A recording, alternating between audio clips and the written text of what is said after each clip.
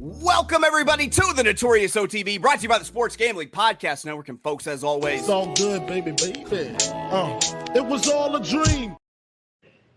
We used to read Blood Horse magazine. I got my Cuban links Yes, on. Cuban D. And I'm your host, Chase Sessoms, the Wolf of Oaklawn. I'd rather be trapped than lazy. Don't care what they say, I'ma do what pays me. It happens every year about this time.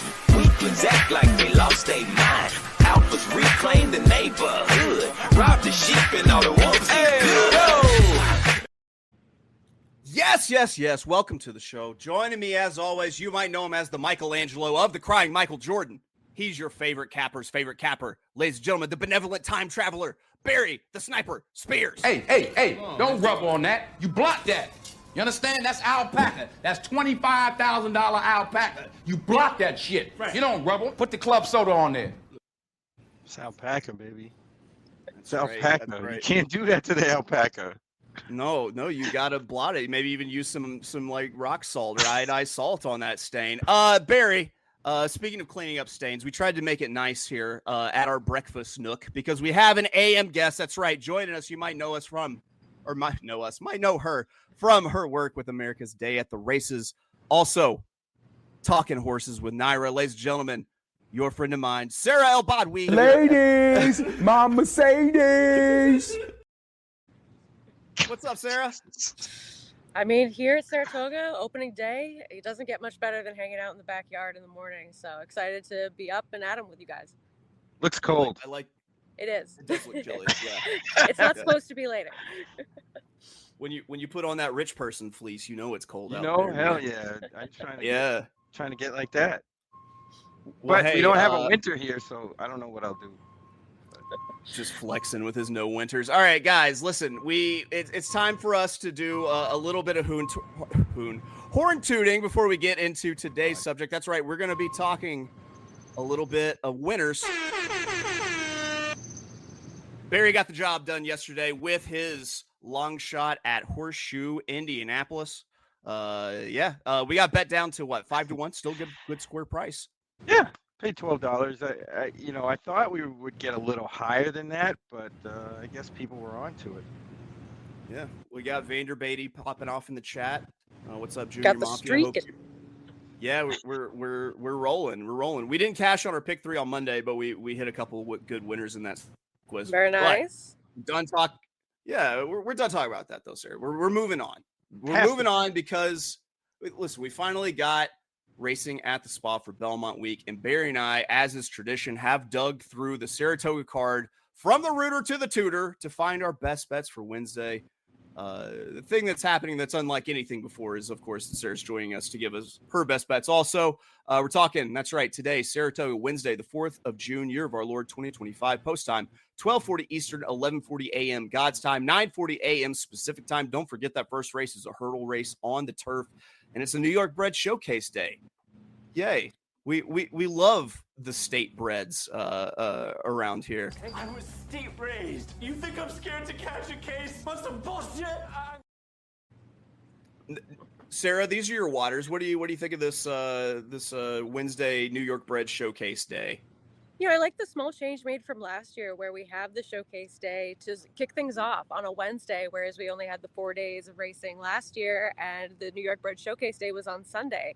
And as you can imagine, everybody's a little bit tired by Sunday after a long week of excitement, and the Belmont Stakes being the day before, as well as plenty of other graded stakes. So I think it's the right kind of appetizer to see some horses that we on the circuit are so familiar with and have been competitive against open company plenty of times and have a world of talent themselves. So it's a good card, and it's always exciting to support the New York breeding program. As a New York bred myself, I think that it's a good way to kick things off.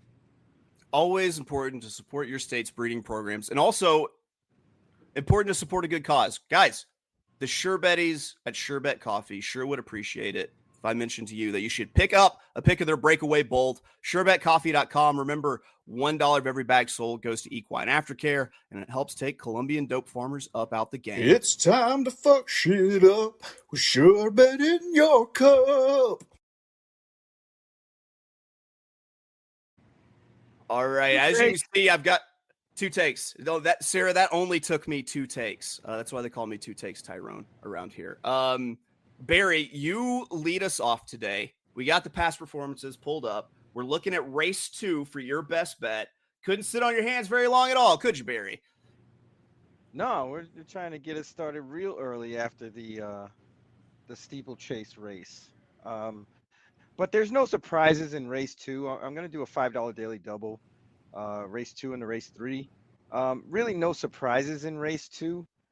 I'm going to go with number 6, Moplex, who's sort of a drop into this state bred stake.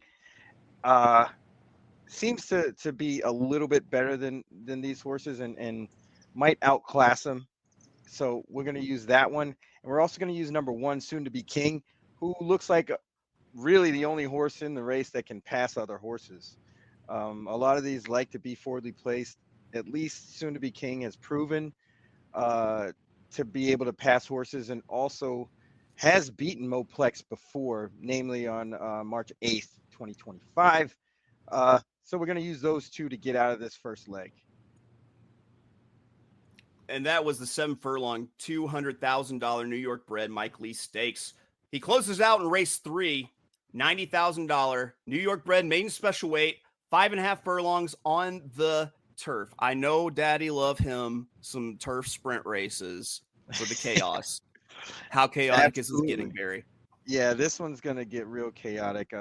I don't see anybody really that stands out in this race that looks like, honestly, even the horse to beat. They all look kind of similar, and I think we're going to get a price out of this race. I'm using 2 in this race. The 6, Vino Samara. This horse is really interesting. I think this horse wants to get back onto the turf. They tried to last time and didn't do it. This horse has an interesting history of not being able to switch leads in the stretch. Hopefully the switch to the turf will make that difference. Now that this horse kind of improved over, the last 3 or 4 starts that she has. Took the lead in one of those races, the February 25th race. It was actually a really good race. It doesn't look like it on paper, but if you go back and watch the replay, this horse actually goes to the lead from the 11 hole, or the 8 hole, was wearing the 11 saddlecloth. But hung in there a while, kind of hung on that left lead, didn't change leads until late, and kind of finished on. But that was actually a good performance. And if that horse can translate that sort of performance onto the turf, I think that one might be okay.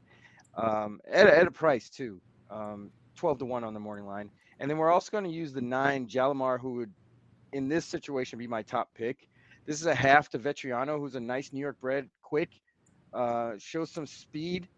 I think this horse might want a turf, to be honest. And that work on April 25th might be one of the better ones on the page for anybody. Getting Lasix for the first time. This barn does well in turf sprints and turf in general. Getting their top rider in Jose Gomez. I don't know. I think this horse has a little bit of talent. So we're going to go there for our second pick. So we're going to use a 6 and a 9 in race 3, throwing them downfield to try to catch one. This is the second time in so many weeks that we've thrown one downfield with the 69. I just want to throw out there for the record. Look at that. 2 can dine. That's all I'm going to say. All right, Sarah. What? Your turn.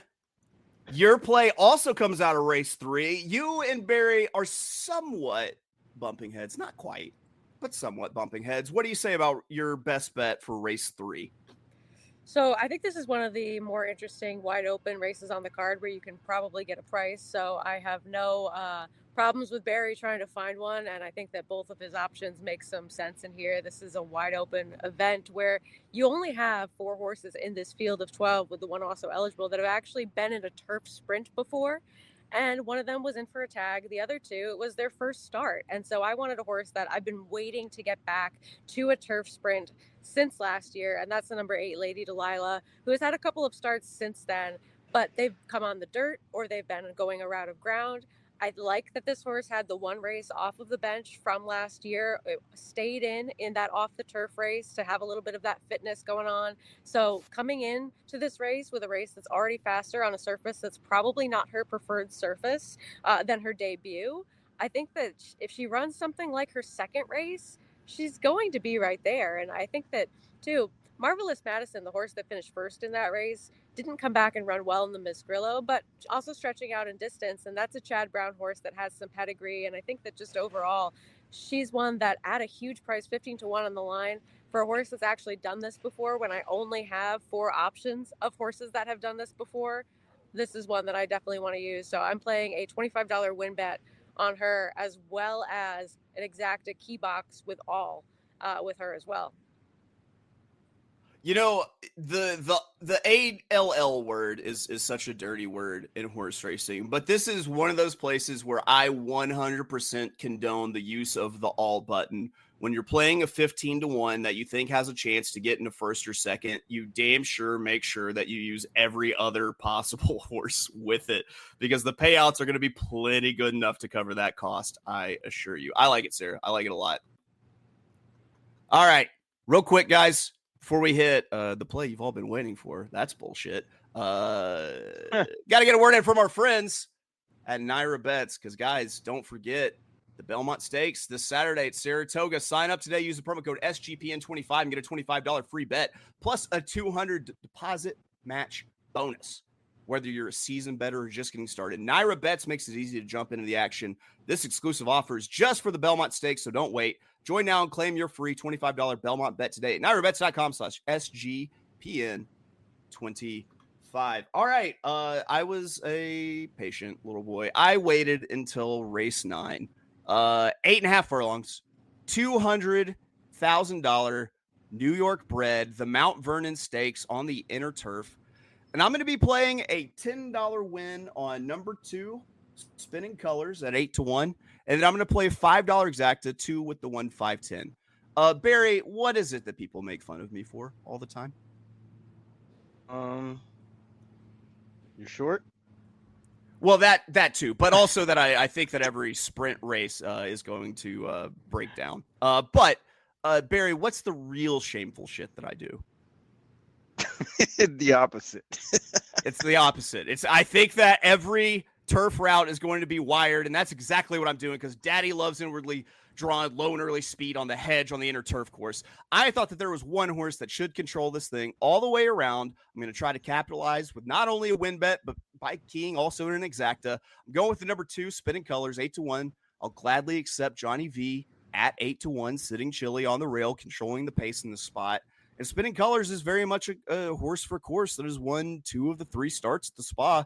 Mark Hennig has a track record of getting Spinning Colors to fire off the layoff to win, which, by the way, if Mark Hennig has a big day, we're going to fucking Sizzler. But I think that he could, he has a track record of making this horse take a step forward off the layoffs here.